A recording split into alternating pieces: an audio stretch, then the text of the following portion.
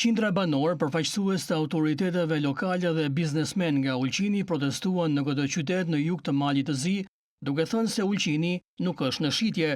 Protesta 22 marsit u thirr për shkak të pakënaqësive lidhur me tenderin për dhënien me qira të plazheve të Ulqinit, të cilat vitet e fundit janë marrë me qira nga biznesmen lokal, por këtë vit oferta më e mirë e marrjes me qira të plazheve u vlerësua të ishte ajo e kompanisë arabe Eagle Hills, raporton Radio Europa e Lirë. Plazhi i madh nuk është një shkret të tjerë që dikush të ndërtojë një Dubai.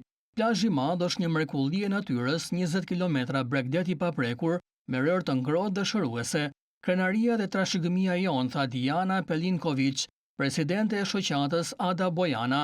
Sipas saj, banorët e Ulqinit nuk janë kundër progresit, por janë kundër projekteve megalomane që fshin identitetin lokal. Protesta në Ulqin u mbajt pavarësisht nga fakti se kryeministri i Malit të Zi, Milojko Spajić, më 20 mars njoftoi se Eagle Hills ka ndërmend të tërhiqet dhe t'u kalojë plazhet qiramarrësve lokal. Kompania arabe Eagle Hills më 11 mars dorëzoi ofertën më të mirë për dhënien me qira për një periudhë 4 vjeçare të 9 nga 19 plazheve në plazhin e madh të Ulqinit. Kjo shkaktoi revolte e qiramarrësit aktual të plazheve dhe autoritetet lokale, të cilët deklaruan se plazhet po u jepen investitorëve të huaj përmes marrëveshjeve të dyshimta.